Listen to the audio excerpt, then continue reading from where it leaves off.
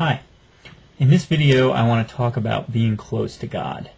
I remember when I was a kid, my mom talking to me about God sometimes, and she always used to say something like, that she'd always believed God loved her, or she never had a problem feeling like God loved her, or like God cared, something like that.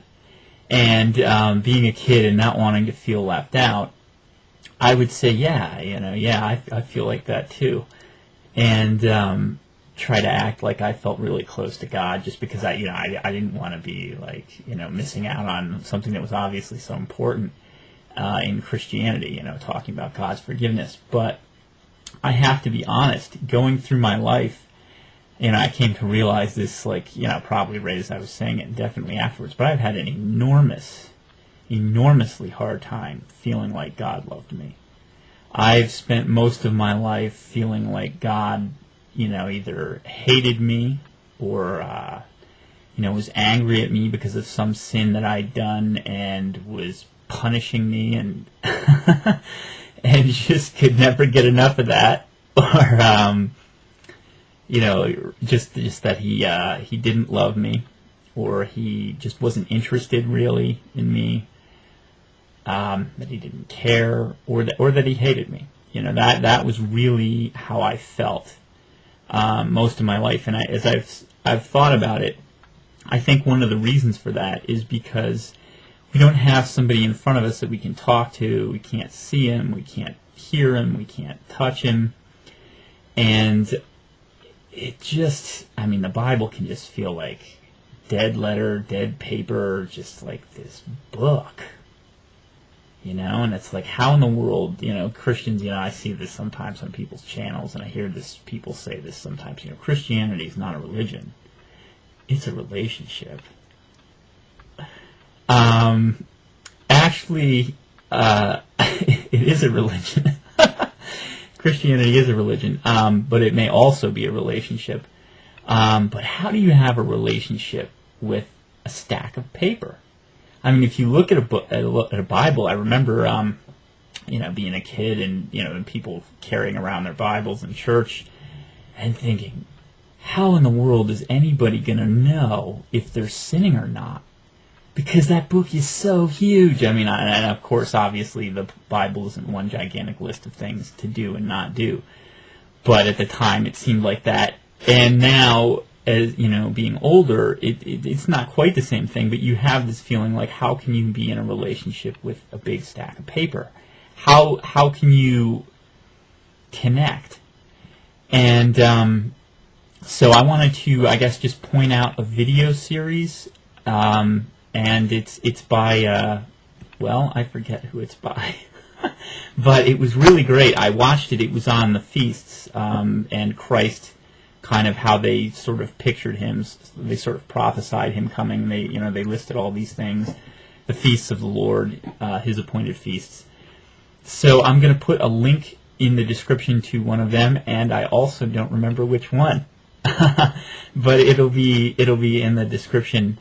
And it's something that I got to see on DVD, and then I was like, hey, maybe it's on YouTube, and then I found it on YouTube. And it kind of almost looks very unprofessional, because it's like there's a lot of photos in it that I've seen on the internet and things like that. And I almost thought when I first saw it, because I think I'd encountered this before, maybe on YouTube, and didn't know what was going on. But it was it just seemed like somebody was vlogging and just dropped in a bunch of thumbnails and then was talking over it or something. So it seemed really lame.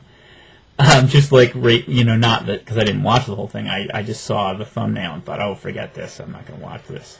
So I want to preemptively warn you against that. It's the guy's got his own, he's got a ministry set up. I'll make that the second link. I'll make the first link to this video, and then the second link to his Jewish roots Christian ministry. And he's very professional. He does a great job.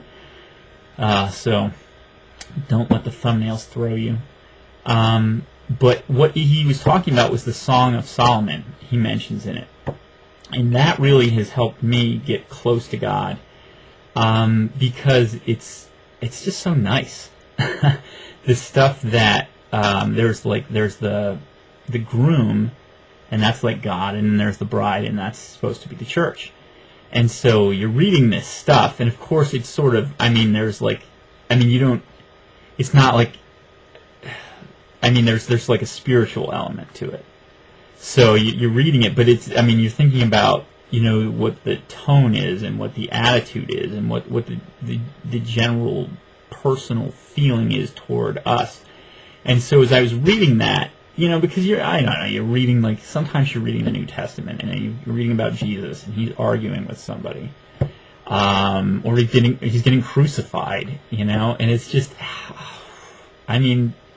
there's some precepts and some thoughts that you can live your life by, and you can sort of get a sense of God's goodness and decency and love and all that.